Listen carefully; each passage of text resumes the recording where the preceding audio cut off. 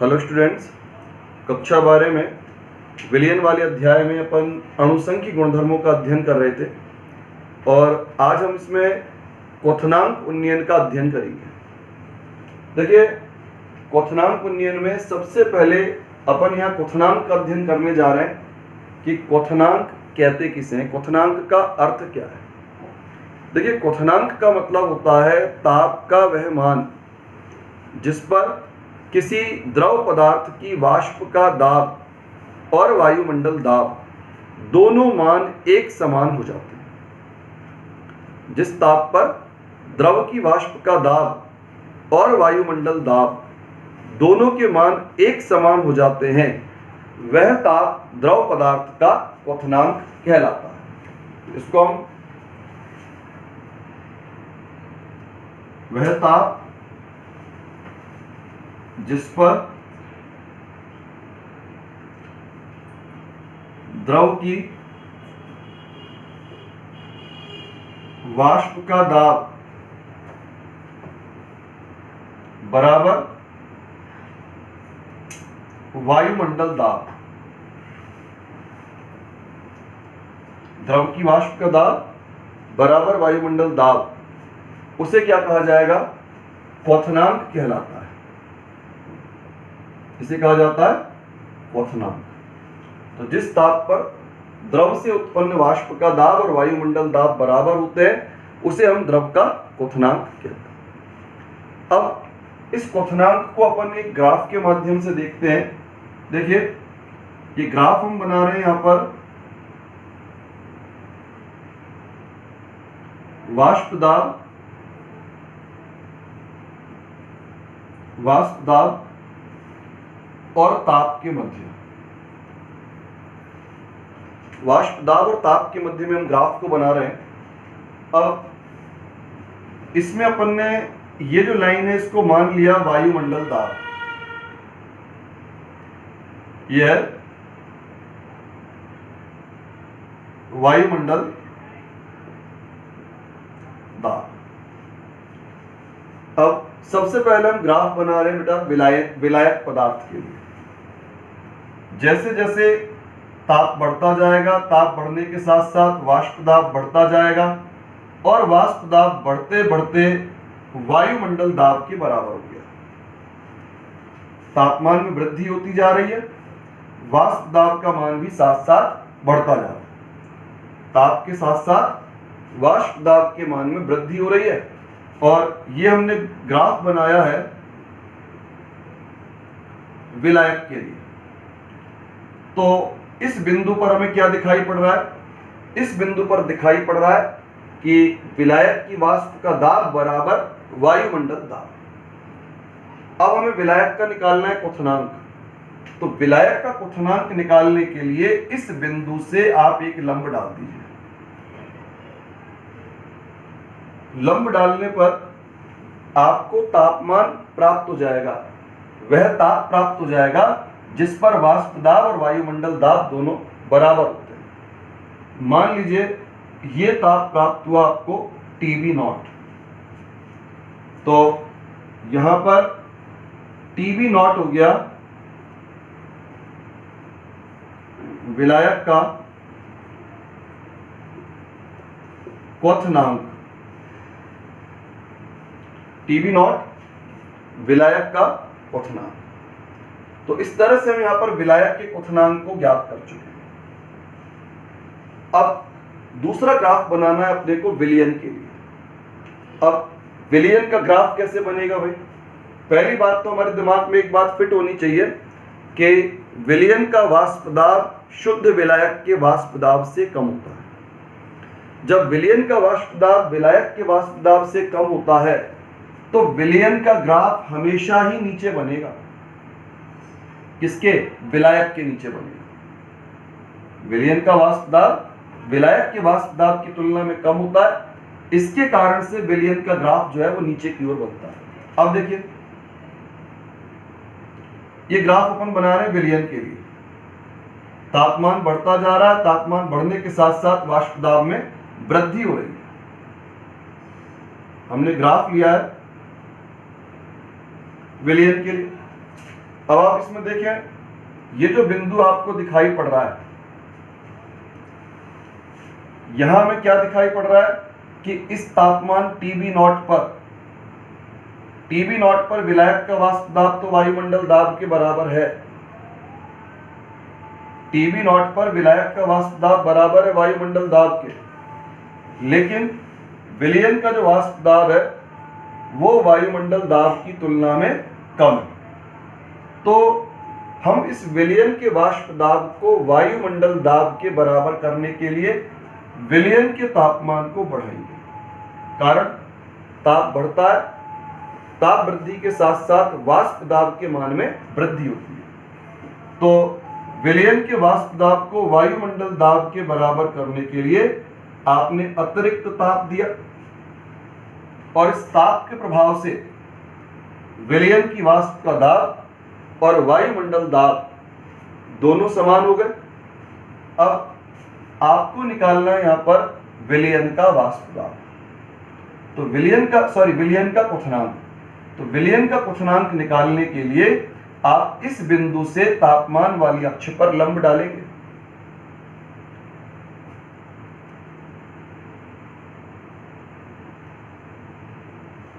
इस बिंदु से, क्योंकि इस बिंदु पर विलयन का वाष्प दाब और वायुमंडल दाब दोनों समान है, तो हम इस बिंदु से तापमान वाली अक्ष पर लंब डाल रहे हैं, और यहां पर हमें ताप का मान मिला TB, और ये जो TB है ये TB कहलाएगा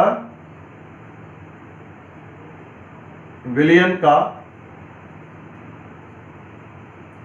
क्वथनांक। यहां TB कहलाएगा विलयन का क्वथनांक। तो पहला हमने ग्राफ बनाया विलायक का, दूसरा ग्राफ हमने बनाया विलयन का। विलयन का ग्राफ नीचे, कारण विलयन का वाष्प दाब विलायक की तुलना में कम होता है। फिर TB नॉट टेम्परेचर पर आप तुलना करें, TB नॉट टेम्परेचर पर विलायक का वाष्प दाब वायुमंडल दाब के बराबर है, मतलब TB नॉट टेम्परेचर विलायक का क्वथनांक हो गया। लेकिन विलयन का वाष्प दाब जो है वायुमंडल दाब की तुलना में आपको कम दिखाई पड़ रहा है।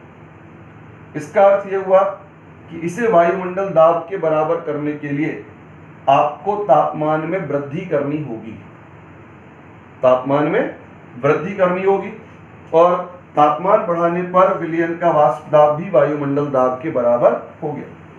तो मान लीजिए वह ताप है आपका TB, जिस पर विलयन का वाष्प दाब और वायुमंडल दाब दोनों परस्पर समान।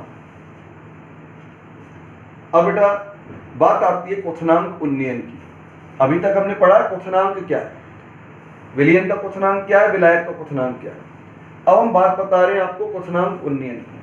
देखिए आपको स्पष्ट रूप से दिखाई दे रहा है, रेड कलर वाली लाइन जो है विलयन के लिए बनाई है, और ब्लैक कलर वाली लाइन जो है आपके विलायक के लिए बनाई है। तो विलयन का क्वथनांक शुद्ध विलायक के क्वथनांक की तुलना में अधिक होता है। जब हम किसी अवाष्पशील विलेय पदार्थ को घोलकर विलयन बनाते हैं, अवाष्पशील विलेय पदार्थ को घोलकर विलयन बनाते हैं, तो बनने वाले विलयन का क्वथनांक सदैव शुद्ध विलायक के क्वथनांक की तुलना में अधिक आता है, और दोनों के क्वथनांक का यह अंतर क्वथनांक में उन्नयन कहलाता है। इस क्वथनांक उन्नयन को हम यहां व्यक्त कर रहे हैं डेल्टा TB से। डेल्टा TB बराबर है क्वथनांक उन्नयन, और इसका मान निकाला जाएगा TB माइनस TB नॉट, उच्च क्वथनांक माइनस न्यूनतम क्वथनांक। तो विलयनों के क्वथनांक का मान सदैव शुद्ध विलायक के क्वथनांक की तुलना में अधिक होता है, और विलयन के क्वथनांक का विलायक के क्वथनांक की तुलना में अधिक होने का यह गुणधर्म, इसे ही आप क्वथनांक उन्नयन कह सकते हैं।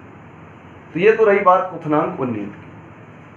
अब क्वथनांक उन्नयन का कारण वही कि विलयन का वाष्प दाब विलायक के वाष्प दाब से कम था, और विलयन का वाष्प दाब कम होने के कारण से विलयन का ग्राफ आपने नीचे बनाया।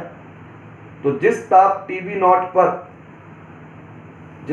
TB नॉट पर विलायक का वाष्प दाब वायुमंडल दाब के बराबर था, उसी ताप TB नॉट पर विलयन का वाष्प दाब कम था।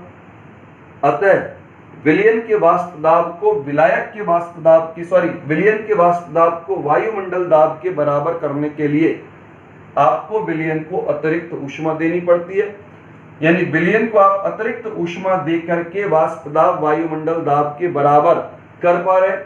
इसका अर्थ ये हुआ कि विलयन का क्वथनांक ज्यादा होगा, विलायक का क्वथनांक कम होगा, और दोनों के क्वथनांक का अंतर, इसे ही आप क्वथनांक में उन्नयन कहेंगे।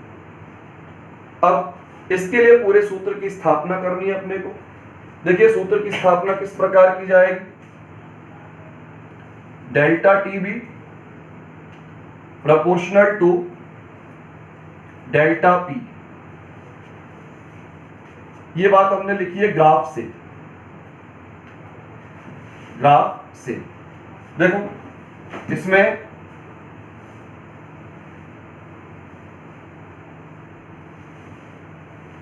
ये तो तापमान का अंतर है, और ये अंतर आप देख रहे हो, ये वाष्प दाब का अंतर है, और इन दोनों में संबंध होता है समानुपात का। हम कैसे कह सकते हैं भाई समानुपात का संबंध है? एक ग्राफ और बना देंगे तो आपको स्पष्ट हो जाएगा। मान लीजिए हमारे पास एक और विलयन है,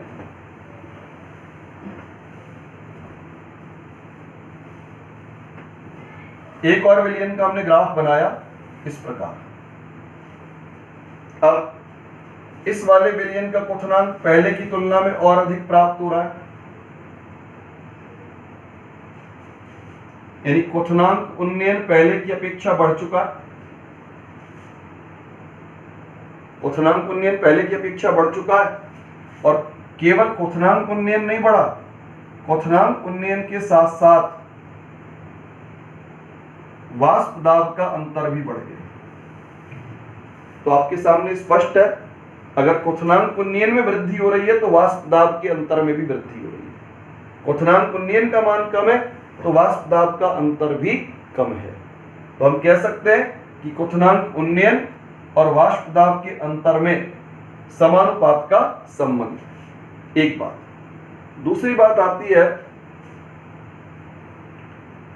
delta P proportional to X विलय। समीकरण नंबर 2। अब हमने ये कहां से लिख दिया भाई? ये हमने लिखा है राउले नियम से। कहां से लिखा? राउले नियम से। अब बेटा ये राउले नियम से कैसे लिख दिया हमने? देखो अपन ने राउले नियम पढ़ा है, P not minus PS upon P not is equal X विलय। वाष्प दाब का आपेक्षिक अवनमन विलय पदार्थ की मूल भिन्न के बराबर होता है। अब इस अंतर को आप लिख सकते हैं delta P upon P not बराबर X विलय, या आप इसे लिख सकते हैं delta P is equal P not X विलय। P नॉट होता है आपके शुद्ध विलायक का क्वथनांक, P नॉट होता है शुद्ध विलायक का वाष्प दाब। तो शुद्ध विलायक का वाष्प दाब एक निश्चित ताप पर सदैव एक स्थिरांक राशि होती है। P नॉट स्थिरांक राशि है, तो P नॉट अगर स्थिरांक राशि है तो P नॉट इसको आप हटा देंगे तो delta P proportional to X विलय। अगर P नॉट एक स्थिरांक राशि है तो P नॉट को हटाने पर delta P proportional to X विलय, ये अपने को प्राप्त हो गया। तो इस तरह हमने यहाँ पर लिखा delta P proportional to X विलय। कहां से लिख दिया? राउले नियम से लिखा। ये राउले नियम को अपन ने हल करके इस संबंध को व्यक्त किया। अब बेटा देखिए समीकरण 1 व 2 से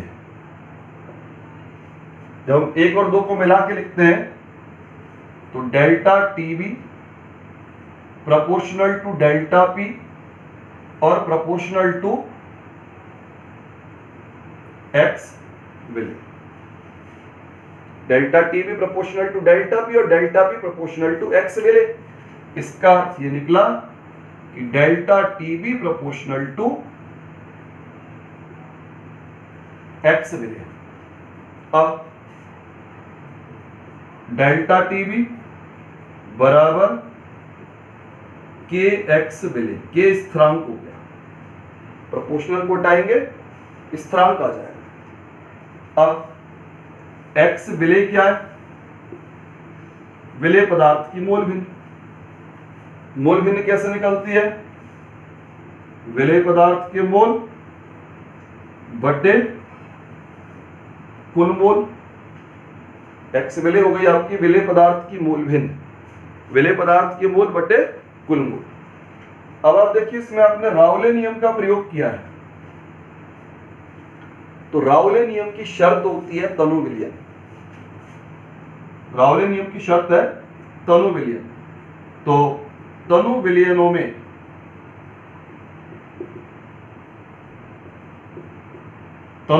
क्या होगा? देखिए तनु विलयनों में आपका तनु का मतलब होता है जिसमें विलेय पदार्थ की मात्रा विलायक पदार्थ की मात्रा की तुलना में बहुत बहुत कम। अगर विलेय पदार्थ की मात्रा विलायक की अपेक्षा बहुत कम है, यानी Na लेस देन Nb, तो आपका विलयन क्या हो गया? तनु। और तनु विलयनों में अपन लिख सकते हैं Na प्लस Nb लगभग बराबर है Nb के। Na प्लस Nb लगभग बराबर हो गया Nb के। तो आप इसमें लिखेंगे यहां पर, अच्छा Na क्या है? यहां पर Na है विलेय के मोल, और इस मोल को निकालेंगे कैसे? ग्राम में मात्रा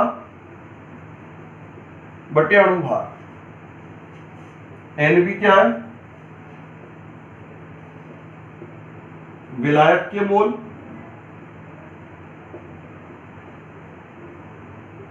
और ग्राम में मात्रा बटे अणुभार। तो इस तरह से अपन यहां विलेय के मोल और विलायक के मोल की गणना कर सकते हैं। अब देखिए इन मानों को अगर रखा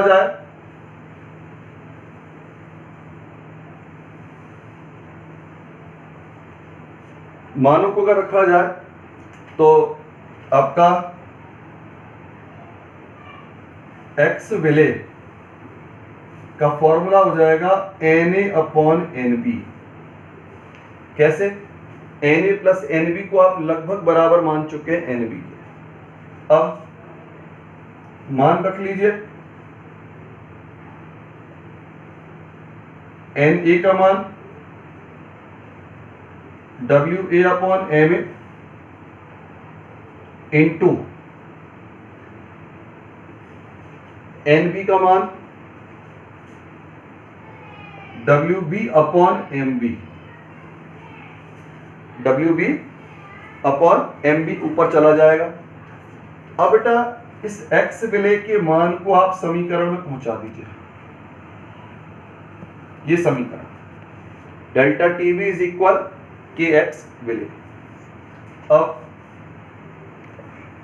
डेल्टा टीवी बराबर के की जगह के और एक्स विलेय की जगह WA/Ma इंटू MB/W। तो इस तरह से मान अपन रख चुके हैं इनके। अब देखिए इसमें एक बात और, यहां पर इसमें ये 3 राशियां हैं। 3 राशियां क्या क्या है? इसमें विलेय का द्रव्यमान अपॉन विलेय पदार्थ का अणुभार अपॉन विलायक पदार्थ का द्रव्यमान। तो बेटा हम इन तीनों को मिलाकर के मोललता कह सकते हैं। मोललता, स्मॉल m, मोललता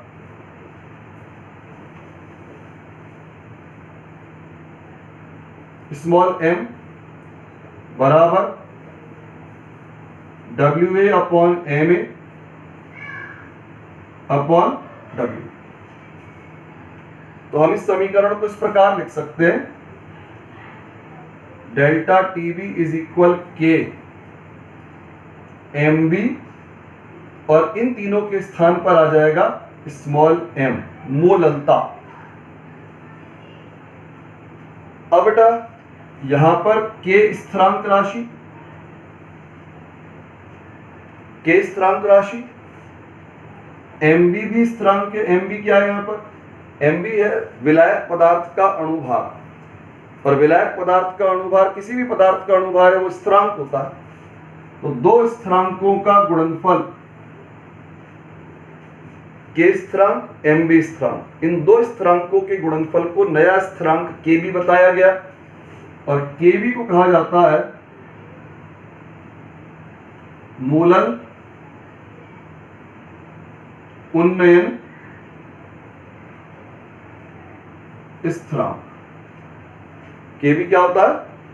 मूलल उन्नयन स्थिरांक होता है। अब आप देखें, मानों को रखें इसमें, delta TB is equal KB, इन दोनों को मिलाकर के हमने लिख दिया KB, तो डेल्टा TB आ गया बराबर KBM। तो इस तरह हमने यहां पर क्वथनांक उन्नयन के फॉर्मूले को निकाला। अब इसमें अगर हम KB को परिभाषित करना चाहें, KB को परिभाषित करने के लिए यदि विलयन की मोललता इकाई हो,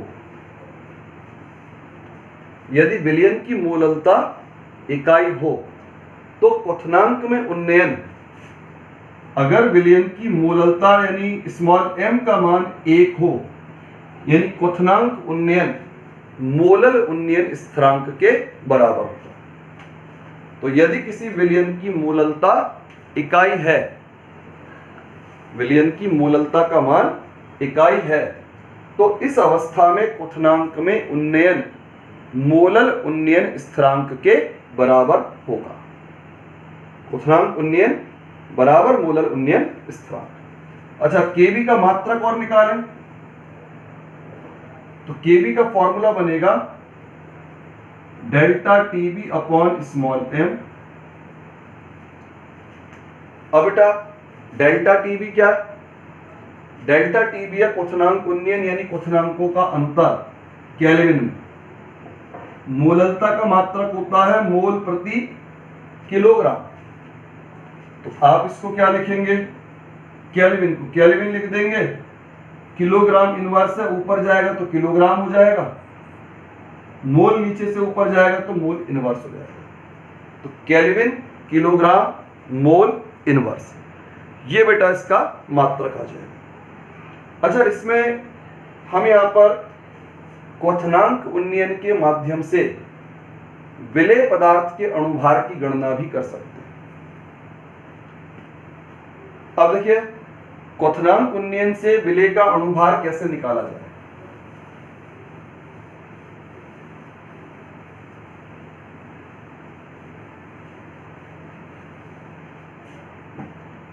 अणुभार, क्वथनांक उन्नयन द्वारा अणुभार, अपन ने अभी फॉर्मूला निकाला, डेल्टा TB बराबर KBM, डेल्टा TB बराबर KB, मोललता, विलेय का द्रव्यमान, विलेय का अणुभार और विलायक का द्रव्यमान। यहां थोड़ा ध्यान देने की बात है, ये हो गया विलेय का द्रव्यमान, विलेय का अणुभार और विलायक का द्रव्यमान।